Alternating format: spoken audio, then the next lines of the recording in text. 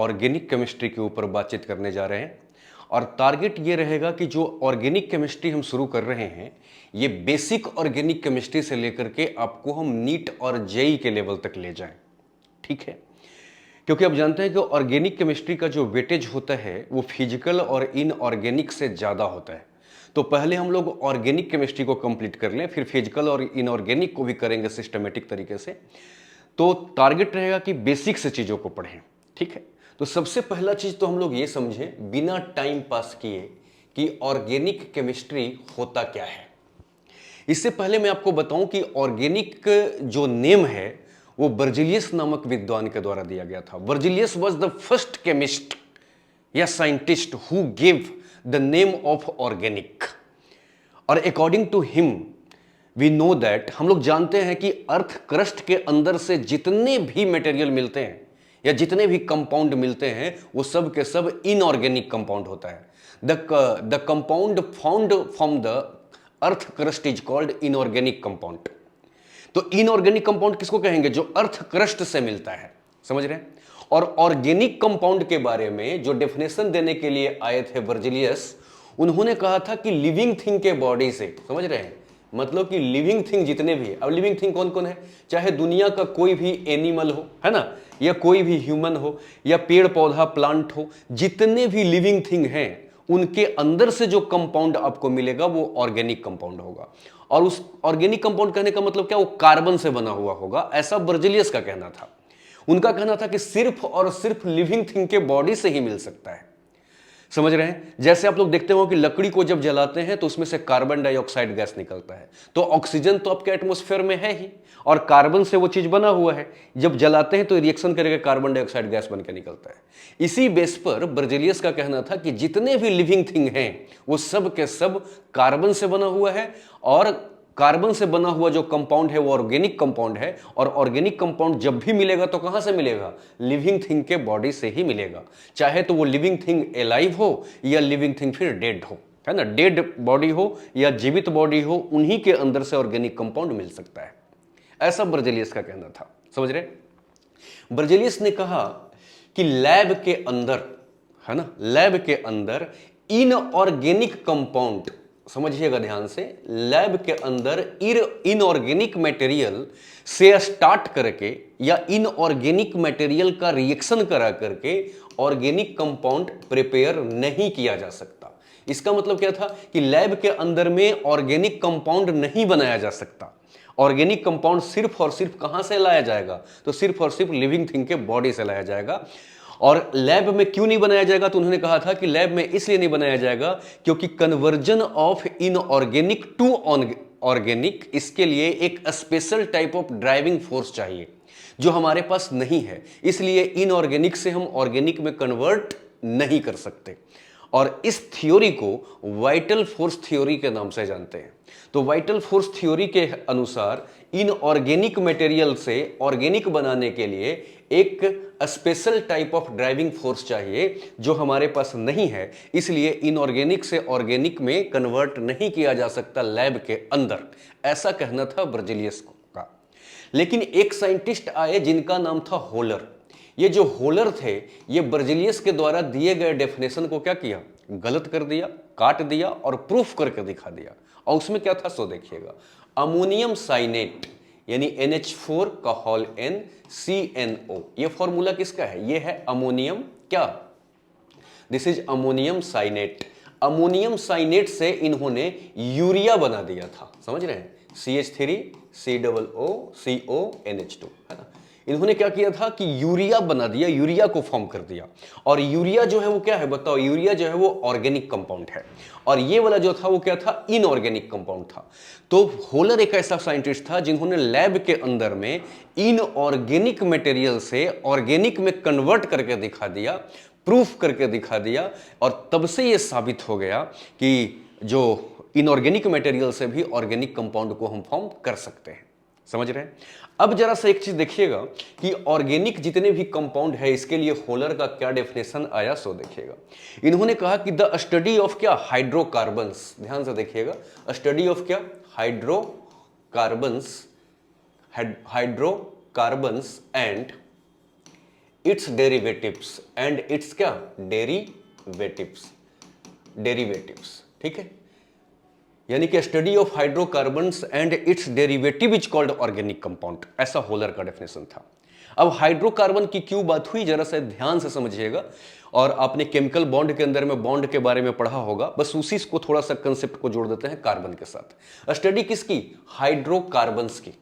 तो यहां पे थोड़ा सा हम बात करें कार्बन की, ठीक है। कार्बन का एटॉमिक नंबर 6 होता है और इसका जब हम कॉन्फ़िगरेशन लिखें तो होता है 1s2, 2s2 और 2p2।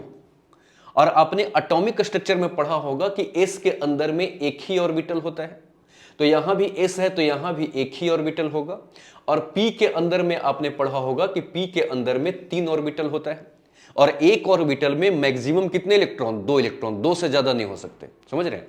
तो यहां से देखिए क्या हो गया कि 1 1 2, क्योंकि यहां पर 2 इलेक्ट्रॉन है। इसके पास भी देखिए 2 इलेक्ट्रॉन है तो 1 2, लेकिन इसके पास हम देख रहे हैं तो 2 है, तो पहले सिंगल सिंगल जाएगा, एक इसका ऑर्बिटल खाली है। यह जो स्टेट है इसको ग्राउंड स्टेट कहा जाता है। इसको अगर थोड़ा सा हम एनर्जी दे दें तो एक्साइटेड स्टेट में आ जाता है। तो एक्साइटेड स्टेट में आने के बाद क्या होता है, सो देखिए 1 ये इसके पास ऐसे ही रह जाएगा, ठीक है। और यहां पर क्या होता है कि देखिए ये भी सेकंड ऑर्बिटल है और ये भी सेकंड ऑर्बिटल है, तो इसका एक इलेक्ट्रॉन जंप करके इसमें आ जाता है। तो इसका एक इलेक्ट्रॉन जब जंप करके इसमें आएगा तो सिर्फ ये ऐसे बच जाएगा। उसके बाद इसका जो एक ऑर्बिटल खाली था उसमें भी एक इलेक्ट्रॉन क्या हो जाएगा, इस तरीके से आ जाएगा। तो हम देख रहे हैं कि इसके साथ क्या है, मान लो कि अगर ये हस्बैंड है तो ये वाइफ है, इसकी फैमिली कंप्लीट है, तो ये दूसरी मैरिज करेगा नहीं, मतलब ये हस्बैंड वाइफ कंप्लीट है, कंप्लीट हो गए। लेकिन यहां पर देख रहे हैं कि चारों के चारों ऑर्बिटल जो है वो अनपेयर्ड है। अगर चारों का चारों अगर हस्बैंड है तो वाइफ अभी का भी पता ही नहीं है। इसका मतलब क्या है, चारों का चारों मैरिज करेगा, मैरिज करेगा मतलब एक बॉन्ड बनाएगा, समझ रहे हैं। तो इसके पास 4 ऑर्बिटल, ये एक्साइटेड स्टेट का कंडीशन है, 4 ऑर्बिटल कार्बन के अंदर में अनपेयर्ड होता है, अनपेयर्ड होता है, समझ रहे हैं। इसका मतलब एक एक इलेक्ट्रॉन ये और ले सकता है, तो 4 इलेक्ट्रॉन ये और ले सकता है। इसीलिए कार्बन जो है वो कितना बॉन्ड फॉर्म करता है, 4 बॉन्ड। तो अपना गायत्री मंत्र की तरह याद कर लीजिए कि कार्बन जो है कितना बॉन्ड बनाता है, 4 बॉन्ड बनाता है, समझ रहे हैं। ना तो कार्बन 3 बनाएगा, ना कार्बन 2 बनाएगा, ना कार्बन 1 बनाएगा, कार्बन हमेशा 4 बॉन्ड फॉर्म करता है। अगर आपसे पूछा जाए कार्बन 4 बॉन्ड क्यों फॉर्म करता है तो क्या कहोगे, कहोगे एक्साइटेड स्टेट के अंदर में कार्बन का 4 ऑर्बिटल अनपेयर्ड होता है, उसको पेयर होने के लिए 4 ऑर्बिटल के साथ वो रिएक्शन करेगा, इसीलिए वो 4 बॉन्ड बनाता है, समझ रहे हैं। अब देखिएगा स्थिति क्या है, ये मान low carbon bond carbon bond carbon, तो हम ये देख रहे हैं कि इस कार्बन के पास एक ही बॉन्ड है, तो इसके बॉन्ड कितने कम हो रहे हैं, 3 बॉन्ड कम हो रहे हैं। तो जितने बॉन्ड कम होता है उतना हम इसके ऊपर हाइड्रोजन लगा देते हैं, समझ रहे हैं। तो हाइड्रोजन का काम क्या, इसके पास कितने बॉन्ड है, एक इधर से एक इधर से, 2 बॉन्ड कम हो रहे हैं तो 2 हाइड्रोजन हम इसके ऊपर लगा देंगे। इसके ऊपर देख रहे हैं कि इधर से एक बॉन्ड है तो 3 बॉन्ड इस हाइड्रोजन इसके ऊपर से लगा देंगे। तो हाइड्रोजन का जो काम होता है वो कार्बन का बॉन्ड पूरा करना होता है, इसी को हम बोलते हैं हाइड्रोकार्बन्स, समझ रहे हैं। हाइड्रोकार्बन्स की बात क्यों की गई, क्योंकि कार्बन 4 से ना तो कम बनाएगा बॉन्ड और ना 4 से ज्यादा बनाएगा। तो अगर कार्बन कहीं सिंगल बना रहा हो, डबल बना रहा हो, ट्रिपल बना रहा हो, तो कार्बन का जो बॉन्ड कम हो रहा है वो पूरा कौन करेगा, हाइड्रोजन। इसीलिए इकट्ठा कहा गया हाइड्रोकार्बन्स, समझ गए। एंड इट्स डेरिवेटिव्स, डेरिवेटिव्स का मतलब क्या होता है, इससे डिराइव्ड हुआ चीज। जैसे इसको हम शॉर्ट में लिख दें CH3 CH2 और यहां देखिए CH3। तो ये फिलहाल क्या है, ये प्रोपेन है, आगे हम नोमेनक्लेचर भी पढ़ाएंगे, है ना। उसके बाद देखिएगा इसी से डेराइव्ड किया हुआ चीज, जैसे इसमें अगर हम कुछ डाल दें HCl वगैरह, तो ये क्या हो जाएगा CH2Cl। कहने का मतलब एक हाइड्रोजन ये अपने अंदर से निकाल देगा, तभी किसी एक को जोड़ पाएगा ना, क्योंकि अब जानते हैं कार्बन 4 से ज्यादा बॉन्ड बना नहीं सकता। और ऑलरेडी यहां पे कार्बन का 4 बॉन्ड था, क्योंकि एक बॉन्ड इधर से और 3 हाइड्रोजन, हाइड्रोजन को बॉन्ड की तरह काउंट करते हैं। तो 3 हाइड्रोजन और 1 बॉन्ड, कार्बन के पास कितने हो गए, 4 बॉन्ड हो गए। तो कार्बन 5 तो बना नहीं सकता, लेकिन कोई और आकर के अटैच होना चाहता है तो यहां से हाइड्रोजन को क्या करना पड़ेगा, निकलना पड़ेगा। तो एक Cl अगर इसमें जुड़ना चाह रहा है तो एक हाइड्रोजन को इसमें से निकलना पड़ गया। तो ये क्या है कि ये एक्चुअली इसी से डेराइव्ड हुआ है, इसी से बना है। तो इसको हम क्या कहेंगे, ये जो है वो क्या है, डेरिवेटिव है, समझ रहे हैं। तो चाहे तो हाइड्रोकार्बन्स हो या हाइड्रोकार्बन से कोई डेराइव्ड हुआ कंपाउंड हो, उसका स्टडी करना क्या है, बोलो, उसी का स्टडी करना क्या कहते हैं हम लोग, ऑर्गेनिक केमिस्ट्री होता है, समझ रहे हैं। तो अब ध्यान से देखिएगा क्या होता है ऑर्गेनिक केमिस्ट्री के अंदर में, और इसका हम लोग बहुत सारा डिटेल्स एग्जाम्पल करेंगे तो आपको क्लियर हो जाएगा बात, समझ रहे हैं। अब देखिएगा कि ये जो ऑर्गेनिक कंपाउंड है, क्या, ऑर्गेनिक कंपाउंड। ये ऑर्गेनिक कंपाउंड जो है वो दो तरह का होता है, समझ रहे हैं। एक है क्या चीज, सेचुरेटेड ऑर्गेनिक कंपाउंड। क्या, saturated organic compound, saturated organic compound. और एक क्या है, अनसेचुरेटेड ऑर्गेनिक कंपाउंड, अनसेचुरेटेड क्या, ऑर्गेनिक कंपाउंड। ठीक है, अब देखिएगा क्या, सेचुरेटेड कहने का मतलब क्या होता है, जब कार्बन और कार्बन के बीच में सिंगल सिंगल बॉन्ड हो, कहीं पर भी डबल या ट्रिपल बॉन्ड का फॉर्म नहीं किया हो। जैसे carbon single carbon single carbon single carbon, अगर कार्बन और कार्बन के बीच में हर जगह पर अगर सिंगल बॉन्ड हो तो वह सब क्या है, अल्केन है। समझ रहे हैं, मतलब वो उसको क्या कहेंगे, सेचुरेटेड ऑर्गेनिक कंपाउंड कहेंगे। और जब कार्बन और कार्बन के बीच में सिंगल बॉन्ड होता है तो एक्चुअली इसको अल्केन कहा जाता है। तो alkane is the example of क्या, सेचुरेटेड ऑर्गेनिक कंपाउंड। समझ, तो सेचुरेटेड क्यों कहते हैं कि वेन कार्बन और कार्बन के बीच में सिर्फ और सिर्फ सिंगल बॉन्ड हो तो उसको हम लोग क्या कहेंगे, सेचुरेटेड ऑर्गेनिक कंपाउंड कहेंगे। और अल्केन जो है वो सेचुरेटेड ऑर्गेनिक कंपाउंड होता है, समझ रहे हैं। अब देखिएगा क्या, अगर मैं ऐसे लिख दूं कहीं पर ऐसे, तो बताओ ये वाला जो है वो सेचुरेटेड ऑर्गेनिक कंपाउंड है कि नहीं, क्योंकि यहां पे आपको डबल बॉन्ड हमने दिखा दिया, डबल बॉन्ड। लेकिन आपको सिर्फ देखना है कार्बन और कार्बन के बीच में, तो कार्बन और कार्बन के बीच में, ये कार्बन और ऑक्सीजन के बीच में है, तो इससे हमें कोई लेना देना नहीं है। हमें सिर्फ ये देखना है कार्बन कार्बन के बीच में सिंगल बॉन्ड है कि नहीं। तो अगर कार्बन और कार्बन के बीच में सिंगल बॉन्ड है तो ये भी ऑब्वियसली किसकी बात होगी, ये भी अल्केन ही है, ये भी सेचुरेटेड ही है। तो कार्बन और कार्बन के बीच में जब भी सिंगल बॉन्ड होगा तो वो सेचुरेटेड ऑर्गेनिक कंपाउंड होगा, समझ रहे हैं। तो ये भी सेचुरेटेड, ये तो आपका ऑर्गेनिक कंपाउंड हो गया, ये हाइड्रोकार्बन्स हो गया, क्योंकि जितने बॉन्ड कम हो रहे हैं उतना हाइड्रोजन इसमें डाल देंगे, समझ रहे हैं। तो ये क्या है बताओ, ये हाइड्रोकार्बन्स है। लेकिन इसी से हम अगर कोई ऐसा इस तरीके से बना दें CH3 CH2 Cl, तो ये क्या है, ये डिराइव्ड ऑर्गेनिक कंपाउंड है, समझ रहे हैं। तो सेचुरेटेड ऑर्गेनिक कंपाउंड। अनसेचुरेटेड किसको कहेंगे, यदि कार्बन और कार्बन के बीच में कहीं पर भी डबल बॉन्ड आ गया या कार्बन और कार्बन के बीच में कहीं पर भी ट्रिपल बॉन्ड आ गया तो ये अनसेचुरेटेड होता है, समझ रहे हैं। तो सेचुरेटेड किसको कहेंगे, जब हर जगह सिंगल हो। और अनसेचुरेटेड कब कहेंगे, जब कहीं पर डबल हो या ट्रिपल आ जाए।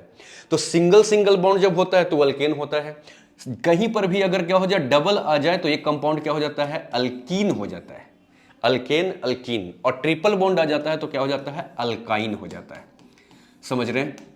तो ध्यान से ये बात समझिएगा कि यह जो अल्कीन और अल्काइन है वो किसका एग्जाम्पल है बताओ, वो है अनसेचुरेटेड ऑर्गेनिक कंपाउंड का।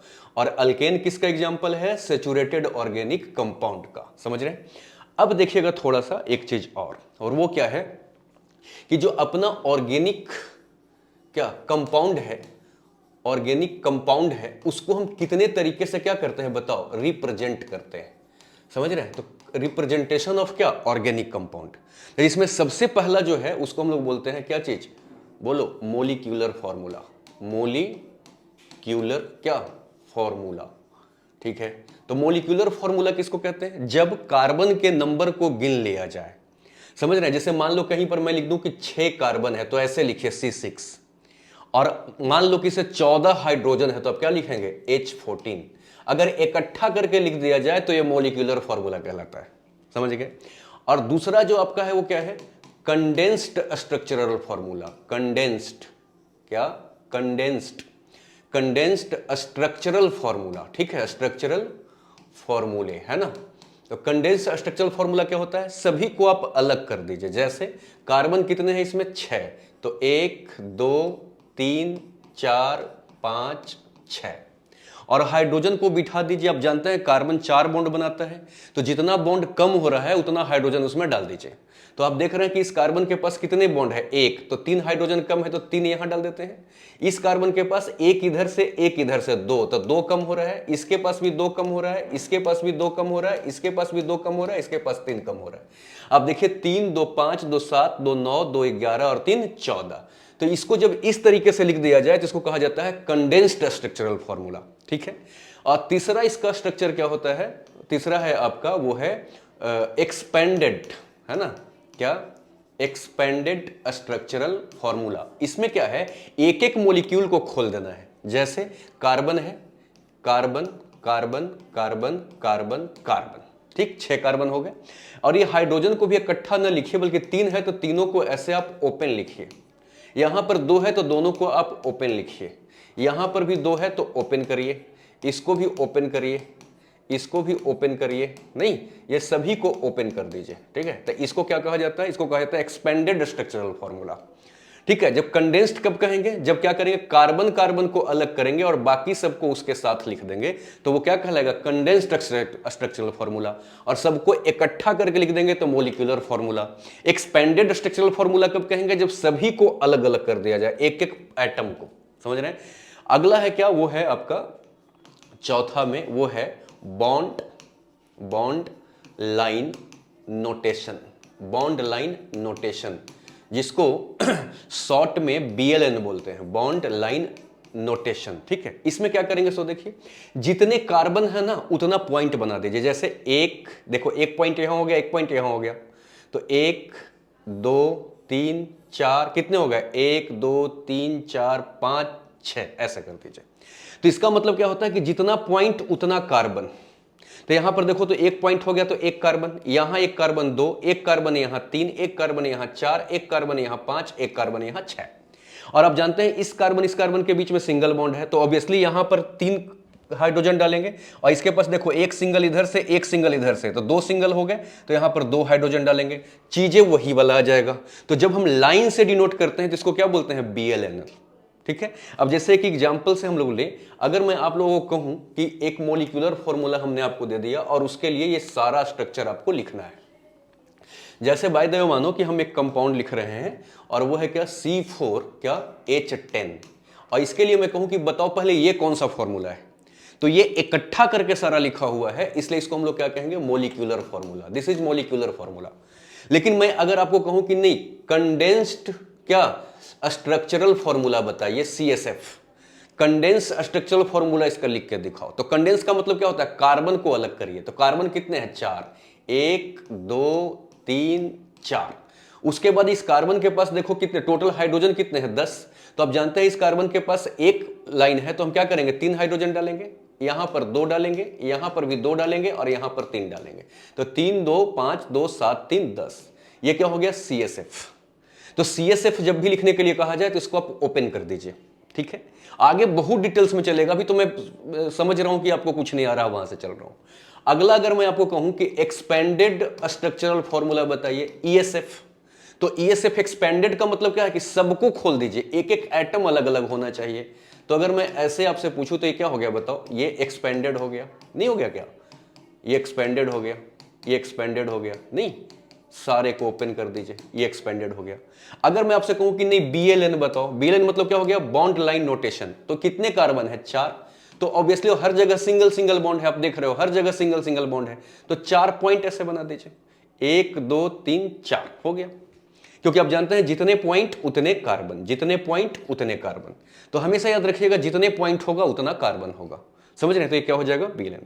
एक स्ट्रक्चर और मैं अगर आपसे कहूं ताकि आपका क्लियर हो, बस इसलिए मैं इसको 2-3 बार आपको बताना चाह रहा हूं। अगर मैं कहूं ऐसा कि C3H6 का बनाओ, C3H6, अब जैसा ध्यान से देखो तो कि ये आपका क्या हो गया, MF हो गया, मॉलिक्यूलर फॉर्मूला हो गया। अगर मैं कहूं इसका कंडेंस्ड स्ट्रक्चरल फॉर्मूला आप खींचिए, तो आप ध्यान से देखोगे ना तो पाओगे क्या, तीनों कार्बन को अगर आप खोल दोगे तो ध्यान से देखो कि यहां पर आपको 3 डालना पड़ेगा क्योंकि एक ही बॉन्ड है, यहां भी 3 डालना पड़ेगा, 3 3 6 तो यही हो गया, 2 यहां डालेंगे तो 8 हो जाएगा। इसका मतलब सिंगल बॉन्ड से काम नहीं चलेगा, समझ रहे हैं। तो सिंगल बॉन्ड से काम नहीं चलेगा तो क्या करना पड़ेगा, लगता है कि कहीं पर कार्बन के साथ डबल बॉन्ड डालना पड़ेगा। तो कैसे करेंगे, 1 2 3, तो यहां पर डबल बॉन्ड डाल के देख लेते हैं और देखते हैं कि 6 हाइड्रोजन से काम पूरा हो जाएगा कि नहीं हो जाएगा।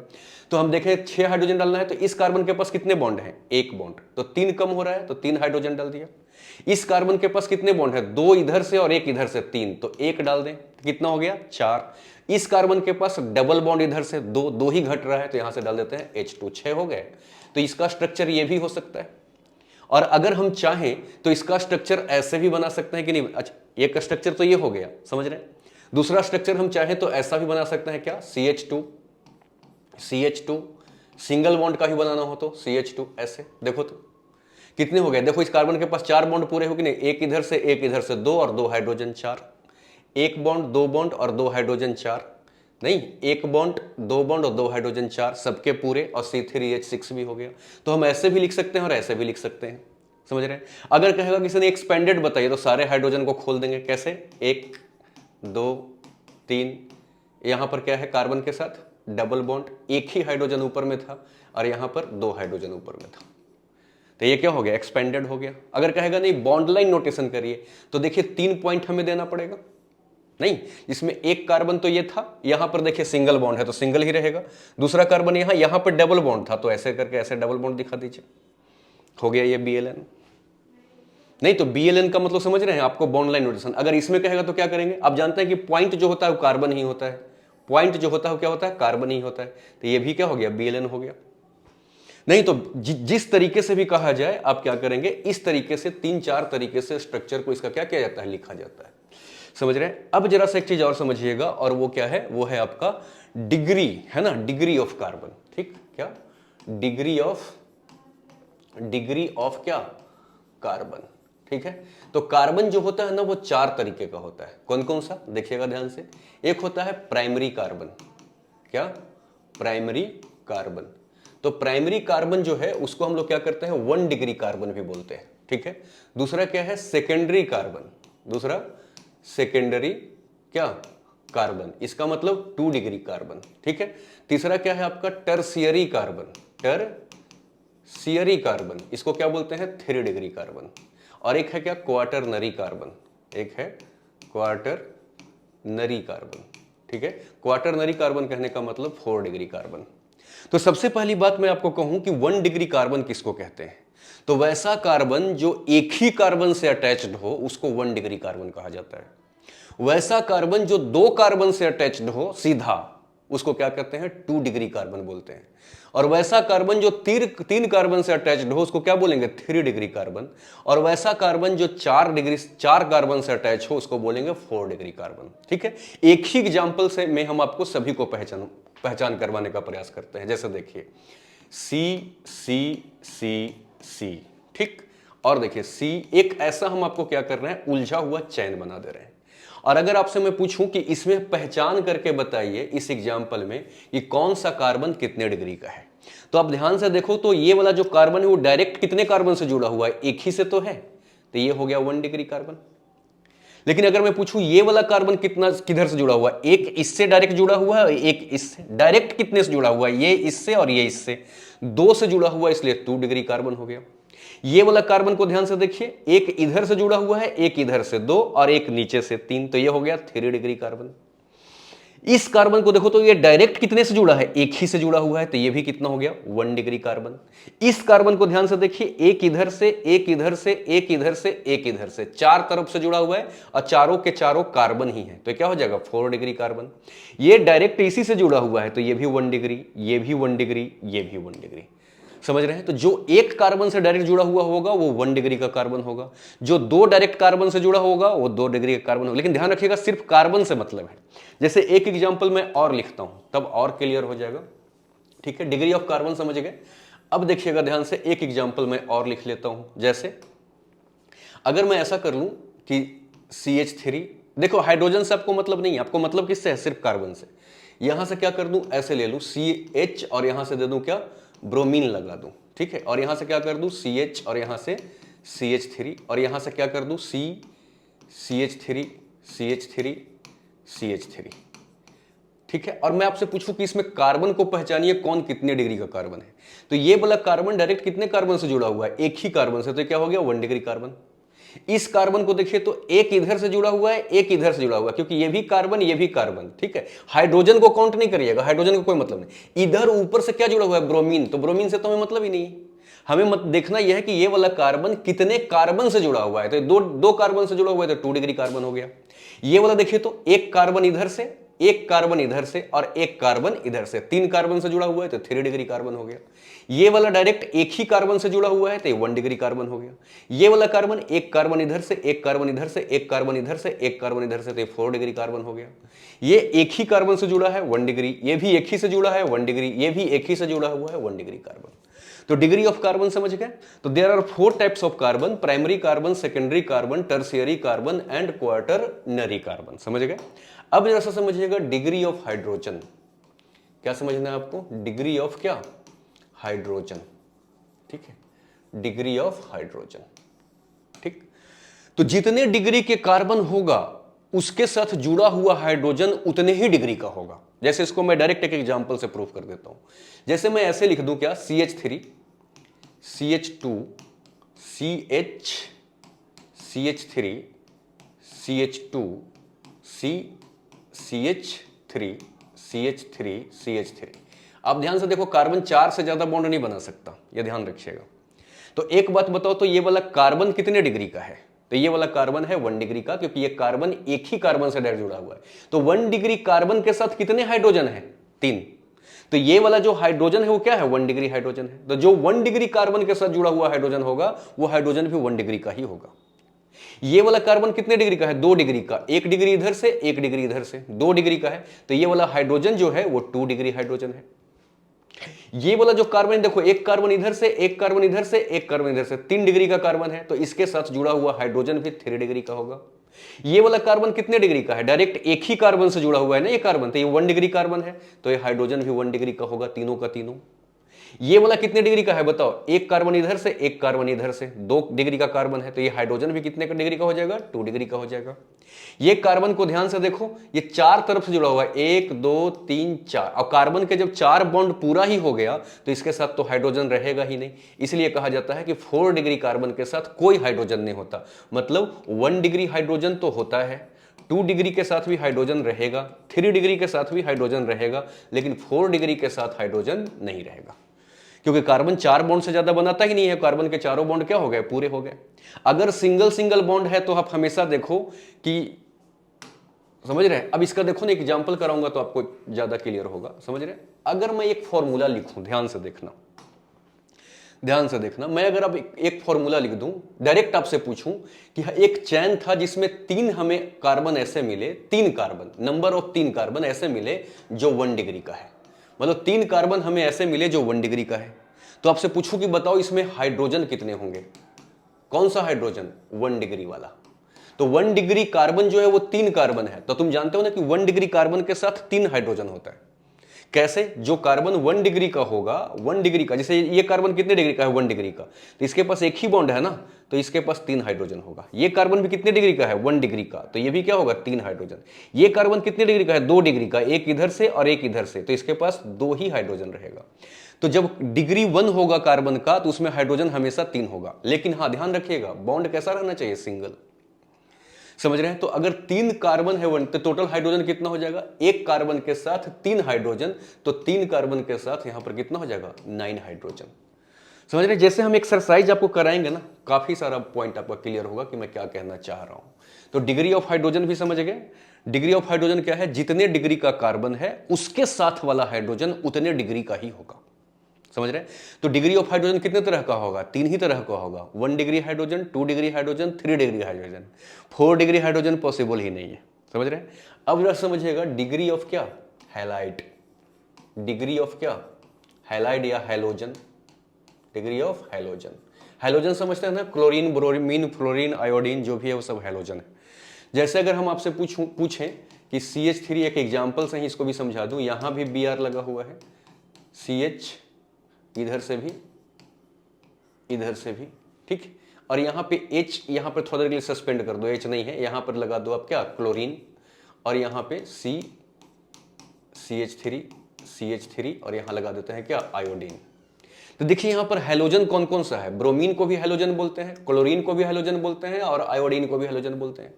तो जैसे आपने हाइड्रोजन में देखा था ना कि जितने डिग्री कार्बन के साथ जुड़ा हुआ होता था, हाइड्रोजन का डिग्री भी वही होता था। ठीक उसी तरीके से जितने डिग्री का कार्बन है जिसके साथ जुड़ा हुआ है, मतलब कि ब्रोमीन इस कार्बन से जुड़ा हुआ है, तो आप ये देखो ये कार्बन कितने डिग्री का है, उतने ही डिग्री का ये हैलोजन भी होगा। तो जरा सा देखो, तो यहां पर तो हैलोजन है नहीं, समझ रहे हैं? यहां पर हैलोजन दिख रहा है, तो देखेंगे कि ये वाला इस कार्बन से जुड़ा हुआ है, तो ये कार्बन कितने डिग्री का है? एक कार्बन इधर से, एक कार्बन इधर से, 2 डिग्री का। तो ये वाला जो ब्रोमीन है वो क्या है? 2 डिग्री हैलोजन है। यहां से देखिए ये वाला जो क्लोरीन है, एक इधर से, एक इधर से, एक इधर से, 3 तरफ से कार्बन से जुड़ा हुआ है, तो ये कार्बन 3 डिग्री का है, और इसी के साथ ये जुड़ा हुआ है, तो ये हैलोजन भी 3 डिग्री का है। समझ रहे हैं? ये वाला देखिए आयोडीन जो है वो किसके साथ जुड़ा हुआ है? इसके साथ जुड़ा हुआ है, एक इधर से, एक इधर से, एक इधर से। ये कार्बन 3 डिग्री का है, तो हैलोजन भी 3 डिग्री का है।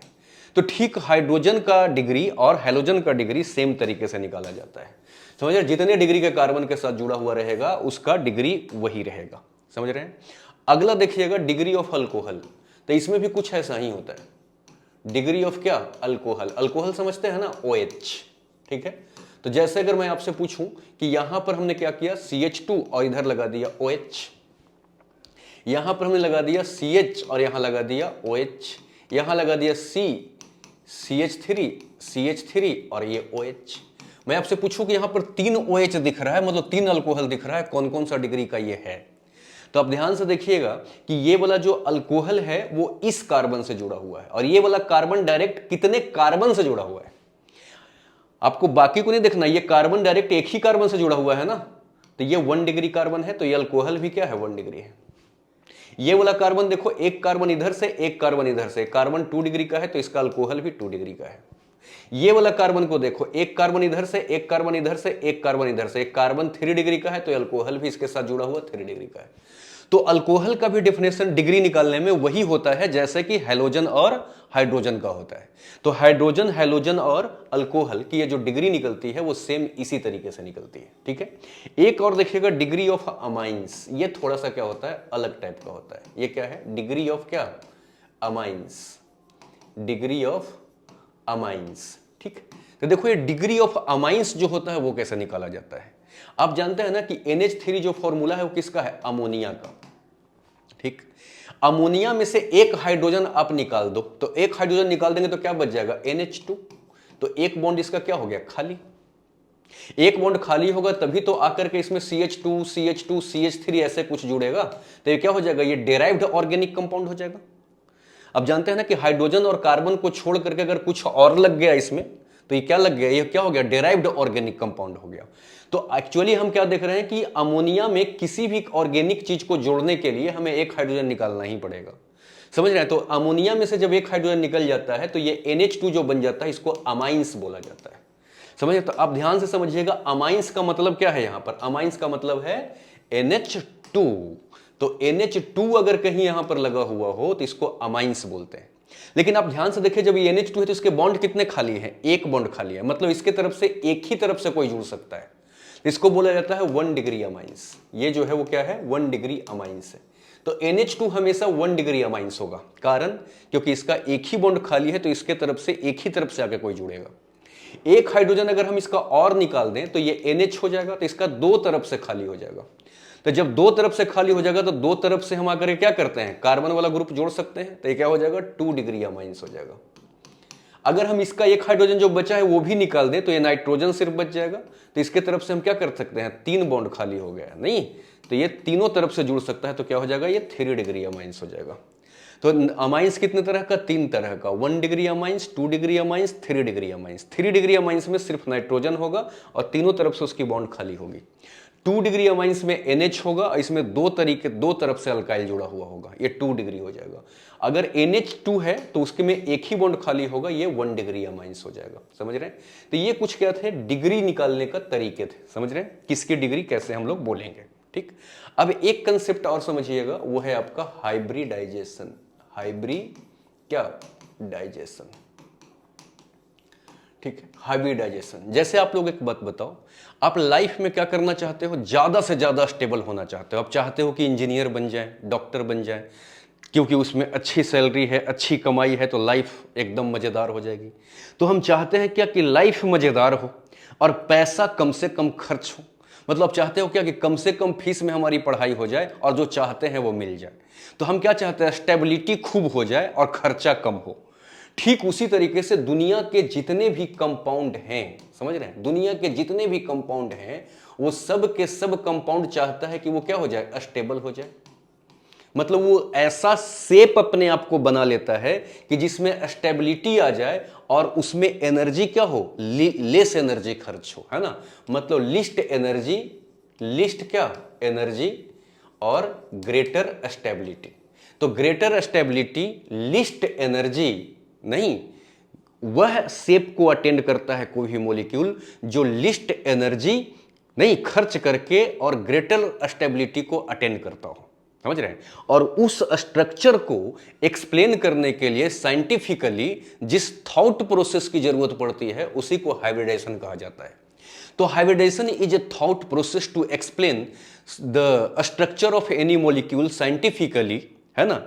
That thought process is called क्या, हाइब्रिडाइजेशन। समझ रहे हैं। And actually the compound attain that kind of structure, नहीं, where least energy and greater stability, ठीक है, दैट इज कॉल्ड क्या, हाइब्रिडाइजेशन। समझ रहे हैं। हाइब्रिडाइजेशन में एक चीज और समझिएगा, एक एग्जांपल से आपको मैं समझाऊं कि हाइब्रिडाइजेशन एक्चुअली होता क्या है। सो देखिएगा, जैसे मान लो क्या है कि एक ऑर्बिटल ये है, एक ऑर्बिटल ये है, एक ऑर्बिटल ये है, एक ऑर्बिटल ये है। आप हाइब्रिडेशन जाके केमिकल बॉन्डिंग में अच्छे से पढ़ोगे, बस थोड़ा सा यहाँ हिंट्स दे रहा हूं। जैसे मान लो इसकी एनर्जी क्या है, 12 यूनिट है, मतलब कोई एक ऑर्बिटल है जिसकी एनर्जी 12 यूनिट है, 12 यूनिट है, और ये एनर्जी है जिसकी यूनिट कितनी है, 18 यूनिट है, मान लेते हैं इसकी एनर्जी, ठीक है। इसकी मान लेते हैं कितना है, 10 यूनिट एनर्जी है, और इसकी जो है वो मान लेते हैं कितना, इसका 8 यूनिट एनर्जी है। तो हमने देखा क्या कि 4 ऑर्बिटल है और चारों की एनर्जी क्या है, अलग अलग है। तो इन 4 डिफरेंट एनर्जी के ऑर्बिटल को हम क्या करते हैं, इकट्ठा ऐसे मिक्स कर देते हैं, यानी यहां पर इंटरमिक्सिंग कर रहे हैं। समझने के लिए हम आपको ऐसा कर रहे हैं, इंटर क्या, मिक्सिंग कर रहे हैं, और इंटरमिक्स करके एक बना लिया, और फिर वापस से इसको हम 4 ही ऑर्बिटल में कन्वर्ट कर देते हैं। 4 को इंटरमिक्स कर दिया और फिर से वापस से हमने क्या किया, 4 ही ऑर्बिटल बना दिया, ठीक है। टोटल एनर्जी इसकी कितनी थी, 12 और 18 30 और 10 40 और 8 48, यहां पर 48 यूनिट जमा हो गया था।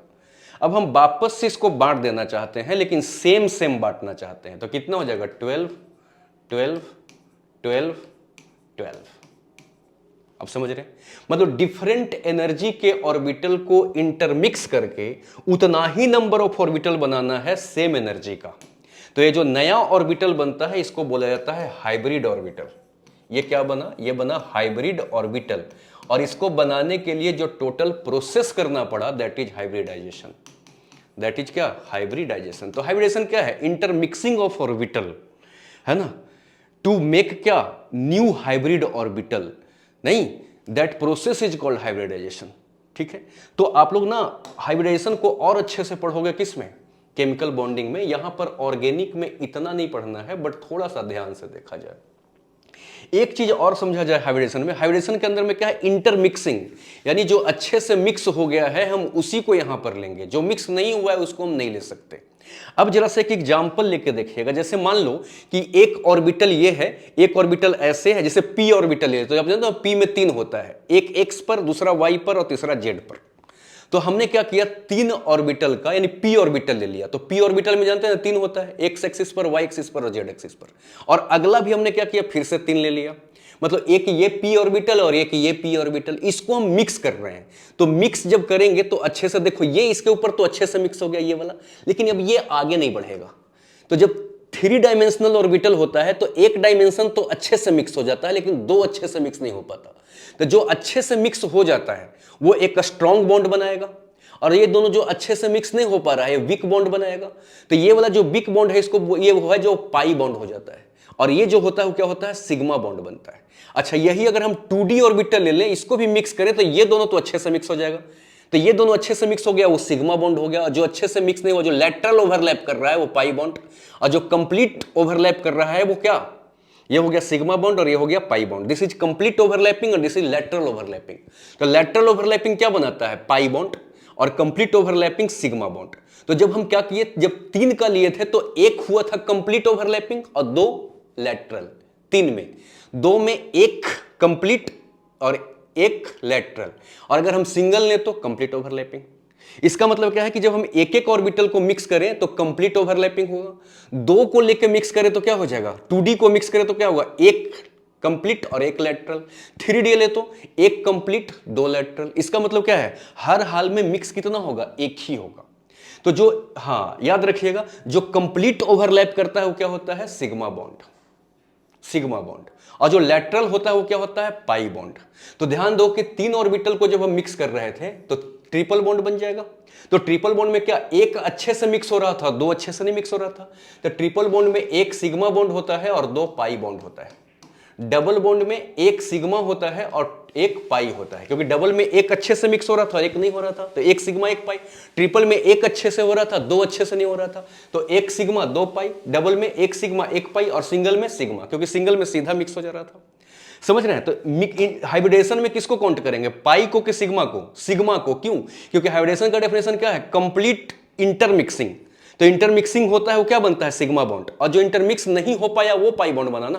तो पाई बॉन्ड की काउंटिंग जो है वो हाइब्रिडेशन में नहीं होता, सिर्फ सिग्मा बॉन्ड की काउंटिंग होती है। समझ रहे हैं? तो अब देखिएगा थोड़ा सा, और ऑर्गेनिक में आपने देखा कार्बन के अंदर में कि जब हम हाइड्रेशन लिख रहे थे, इसका इलेक्ट्रॉनिक कॉन्फ़िगरेशन लिख रहे थे, तो 1s2 2s2 2p2, मतलब s और p ही आता था, d और f तो ऑर्गेनिक में आएगा ही नहीं। तो ऑर्गेनिक केमिस्ट्री में क्या आता है, s और p। तो आप जानते हो कि एक s का ऑर्बिटल होता है, आपने पढ़ा है ना कि s में एक ही ऑर्बिटल होता है और p में कितना, 3 ऑर्बिटल होता है। समझे? तो s तो हमेशा अकेले रहेगा। तो ऐसा भी हो सकता है ना कि एक s का और एक p का, तो क्या बन जाएगा, sp। या हम मिक्सिंग ऐसा भी तो कर सकते हैं, एक s का और दो p का, तो क्या हो जाएगा, sp2। या एक s का और तीनों p का, तो क्या हो जाएगा, sp3। तो ऑर्गेनिक केमिस्ट्री के अंदर में हाइब्रिडेशन आपको यही तीनों मिलेगा, sp, sp2 और sp3। समझ रहे हैं? तो अब देखिएगा थोड़ा सा, आइए आपको हम हाइब्रिडेशन के ऊपर बात कर लें। अब जैसे हम आपसे अगर ये पूछें कि ये वाला में बताओ, यहां पर CH3 CH3 ये वाला कार्बन है, मैं आपसे पूछूं कि इसकी हाइब्रिडेशन बताओ क्या होगा, तो पहले ना आप इसको खोल लो। खोल लो मतलब क्या, एक्सपेंडेड स्ट्रक्चर में ओपन कर लो, ठीक है, एक्सपेंडेड में कर लेना ताकि आपसे कोई गलती ना हो। तो एक बात बताओ, तो ये वाला जो कार्बन है, इस कार्बन के पास कितना सिग्मा है? क्योंकि आप जानते हो ना कि इंटरमिक्सिंग सिर्फ सिग्मा में होता है, पाई से आपको हाइब्रिडेशन में मतलब नहीं है, क्योंकि पाई में इंटरमिक्सिंग होता ही नहीं है। तो जब सिंगल बॉन्ड होता है तो वो सिग्मा ही होता है, डबल में एक सिग्मा एक पाई। तो यहां पे देख रहे हैं कि ये भी सिंगल, ये भी सिंगल, ये भी सिंगल, ये भी सिंगल। तो इस कार्बन के पास टोटल कितने सिग्मा बॉन्ड, 4। तो इसके पास 4 सिग्मा बॉन्ड हो गया। तो 4 को कैसे लिखेंगे, आप जानते हैं ना, एक तो एस का रहेगा और बाकी कितने बचे, 3। तो 3 किसका, पी का, sp3। तो इस कार्बन का हाइब्रिडेशन क्या हो गया, sp3 हो गया। इस कार्बन का एक इधर से, एक इधर से, एक इधर से, एक इधर से, 4, और चारों का चारों सिंगल है, मतलब चारों सिग्मा बॉन्ड। तो 4 को कैसे लिखेंगे, sp3। समझ रहे हैं? अब और देखिएगा आप, अभी और इसमें निकलेगा बातें, तब आपको समझ में आएगा मैं क्या कहना चाह रहा हूं। अब जैसे बाय द वे मान लो कि हम ऐसा कर लें, CH3 CH double bond CH2, क्योंकि कार्बन 4 ही बॉन्ड बनाता है, ज्यादा नहीं बनाएगा। अब मैं पूछूं सारे कार्बन का हाइब्रिडेशन बताओ, तो आप क्या करो, इसको एक्सपेंड कर लो, है ना। यहाँ पे 3 हाइड्रोजन है, 3 डाल दो, यहाँ पे देखो 1 डाल दो, डबल बॉन्ड, ये क्या हो गया, ये एक्सपेंडेड स्ट्रक्चर हम खोल दिए। बताओ इस कार्बन के पास टोटल कितने सिग्मा बॉन्ड, 1 2 3 4, 4 सिग्मा का मतलब sp3। इस कार्बन के पास एक सिंगल है तो सिग्मा, सिंगल है तो सिग्मा, 1 2, और डबल में क्या होता है, एक सिग्मा एक पाई। तो पाई से तो हमें मतलब ही नहीं है, तो एक सिग्मा इसमें, 2 3, तो इसके पास 3 ही हुए ना। तो 3 सिग्मा का मतलब कैसे लिखोगे आप, 3 सिग्मा में क्या लिखेंगे, एक एस का, बाकी क्या बचा, 2, तो 2 क्या, पी का, sp2। यहां पर भी देखिए 1 सिग्मा 2 सिग्मा, और डबल में क्या, एक सिग्मा एक पाई, तो 1 2 3, तो इसका भी 3 ही सिग्मा हुआ ना, तो कैसे लिखेंगे, sp2। समझ रहे हैं? तो हाइब्रिडेशन कैसे लिखेंगे, तो नंबर ऑफ सिग्मा बॉन्ड को हम काउंट कर लेंगे, समझ रहे हैं, और जितना सिग्मा बॉन्ड रहेगा उसी हिसाब से हम उसका हाइब्रिडेशन लिख देंगे। अगर चलो एक एग्जांपल और लेते हैं, जैसे अगर हम यहां लिख दें CH3 CH double bond CH, है ना, सिंगल बॉन्ड, और यहां पर से क्या ले लें, ट्रिपल बॉन्ड, है ना, CH। ठीक, अब मैं पूछूं इसमें से चारों का आप क्या करिए, हाइब्रिडेशन बताइए। तो देखिए यहां से क्या हो जाएगा, इसको हम खोल लें क्या, 1 2 3, और यहां डबल कर देते हैं, जैसे है आप उसको ऐसे ही रखिए, ठीक है। और सारे को सिग्मा बॉन्ड गिन लीजिए, देखिए जितने सिंगल बॉन्ड है वो सिग्मा ही होगा। डबल में एक सिग्मा एक पाई, ट्रिपल में एक सिग्मा दो पाई। अब देखो तो सब इस कार्बन के पास चारों के चारों क्या है, सिंगल बॉन्ड है, तो चारों सिग्मा है। तो इस कार्बन के पास 4 सिग्मा, तो 4 को कैसे लिखते हैं, एक एस का, बाकी 3 बचे, 3 पी का, तो क्या हो गया, sp3। समझ रहे हैं? यहां पर देखिए 1 सिग्मा 2 सिग्मा, और इधर से क्या है, डबल बॉन्ड, तो डबल में 1 सिग्मा 1 पाई, तो हमें मतलब सिग्मा से है, तो 1 सिग्मा 2 सिग्मा 3 सिग्मा, इसके पास 3 सिग्मा है, तो एक एस का और 2 पी का।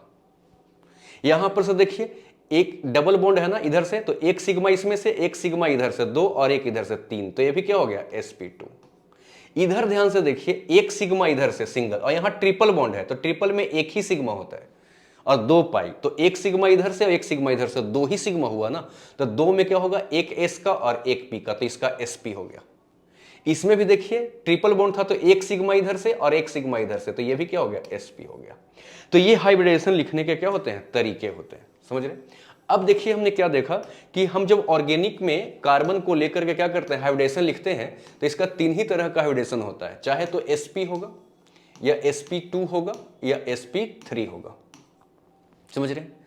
अब पूरे का हाइब्रिडेशन को अगर हम 100% मान लें और इसमें हम पूछें कि इसमें s का कैरेक्टर कितना है, s कैरेक्टर, ठीक है, और फिर मैं आपसे पूछूं कि p कैरेक्टर कितना है, तो आप देखो तो इसमें क्या है कि एक s है एक p है, मतलब आधा आधा 50-50, मतलब 50% s कैरेक्टर, इसमें 50% s कैरेक्टर और 50% ही क्या है बताओ, p कैरेक्टर। तो sp के अंदर में 50% s का कैरेक्टर और 50% p का कैरेक्टर।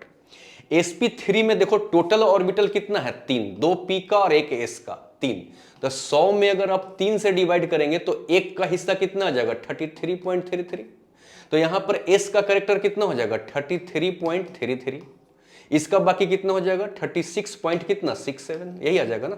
तो p का कैरेक्टर इतना परसेंट, s का कैरेक्टर इतना परसेंट, तो sp2 में s का कैरेक्टर कितना होता है, 33.33%, p का कैरेक्टर कितना होता है, 66.67%। इसमें आइए sp3 में, तो sp3 में 3 p का और एक s का, 4 ऑर्बिटल हो गया।